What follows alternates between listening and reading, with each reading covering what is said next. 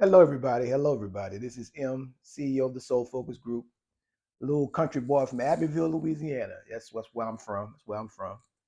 You know what? Growing up in a little country town like Abbeville, there are a lot of famous people. When I say famous, we're famous to ourselves because we have a habit of going places and setting trends, even though we come from this small little country town. And to all everybody that know what I'm talking about, just throw your hands up in the air and wave them like you don't care. Yeah, because the thing is, when you grow up in a little country town, I remember growing up, when people would ask us, when we go out of town somewhere where we were from, we would always say we were from like Lafayette, which is 20 miles away from Abbeville. We were ashamed to say we're from Abbeville because we didn't think anybody knew anything about Abbeville. So most of us who went away from Abbeville to go out to college or to go out into the world, we made it like our purpose to put Abbeville on the map. And so there's a lot of people out there who've done a lot of great things, a lot of my peers, a lot of my elders who've done great things in the world from a little country town called Abbeville, Louisiana.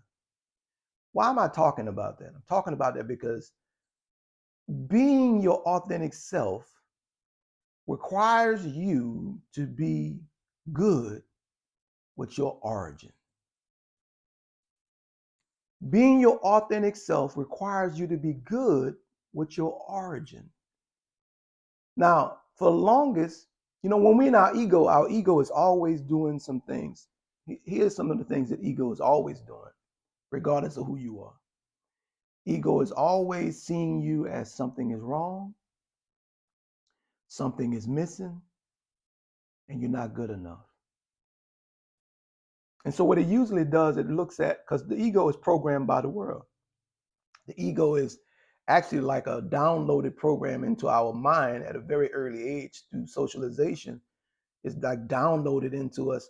By the time we reach 7, it's locked in.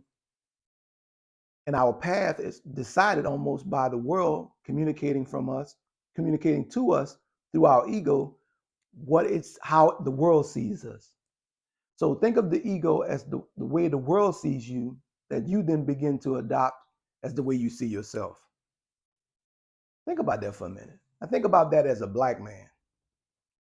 If you started seeing yourself, and we all did for the most part, seeing ourselves the way we thought the world sees us, or saw us, or still sees us today, and then you start reacting to that. Then you start taking action based upon that, either trying to prove yourself to people, because that's what happens.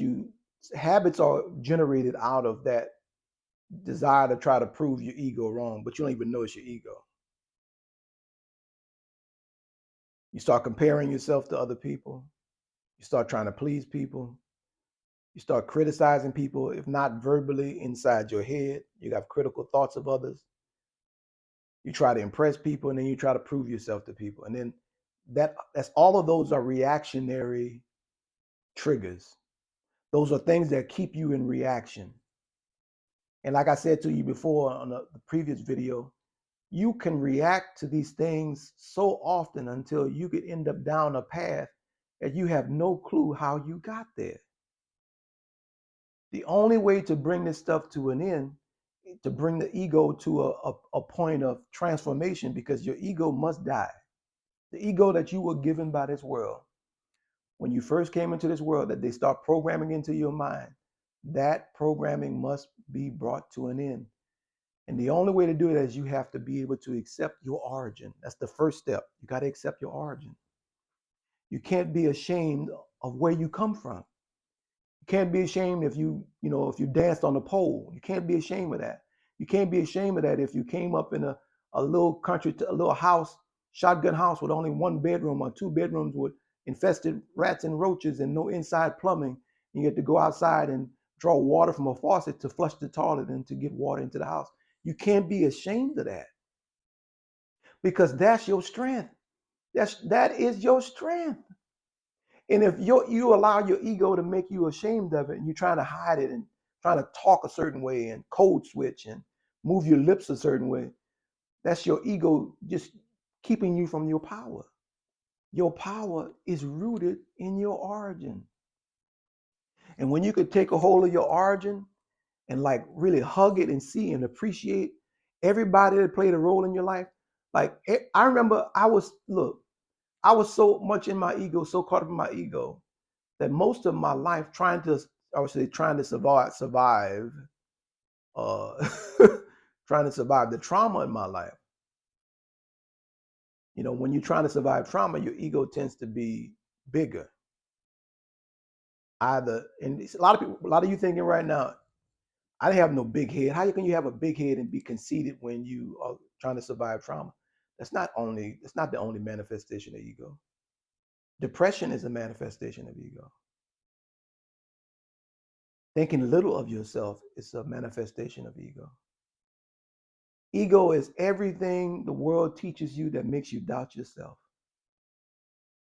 And that doubt can show itself as you showing off and putting other people down and having a big head because you have to exaggerate your size to make yourself feel better. All of that is being generated out of the idea that you doubt yourself. Now, the average person can't see it, but a professional like me who's been doing this work for so very long, I can spot ego behavior right off the riff. And the reality is, anytime you doubt yourself, you move from who you really are. And you start trying to become something else for other people. And we do it in different ways. And those five, what I call them ego habits, are usually the habits that we all develop. So most of us, I would say 98% of us out in the world, especially those of us in America, because we live in a place where comparison is happening all the time, competition is happening all the time. See, the ego has created a spirit of competition. We don't even know how to cooperate with each other until tragedy strikes.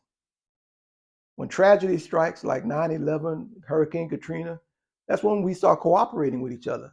But until then, we always competing, always trying to prove something to other people. To be honest with you, we don't even know how to cooperate with ourselves. We actually believe that our job is to control ourselves, and control ain't even real. Control ain't real. You don't know enough about life, about the number of variables that go into everything that is happening to be able to have control over life. Our best hope is to cooperate with life and cooperate with ourselves. But how can you cooperate with yourself if you don't know who you are? If you endow with yourself, then you can't cooperate with yourself, which is what the doubt is for. The doubt has been planted in us so that we wouldn't be able to cooperate with ourselves and thus cooperate with one another. It took me years to get to the point to where I can cooperate with myself. Years. What does cooperating with yourself looks like? It feels like, first of all, being on your own side. It feels like you being compassionate with you. It feels like instead of you finding something wrong with what you're doing or finding something wrong with yourself, you encouraging of yourself, you uplifting to yourself, you got your back. You're not waiting for someone else to get your back. You're not counting as, well, nobody supports me. I support me. And every morning when I wake up, I begin my life support system. I turn my life support system on. That's what I call it.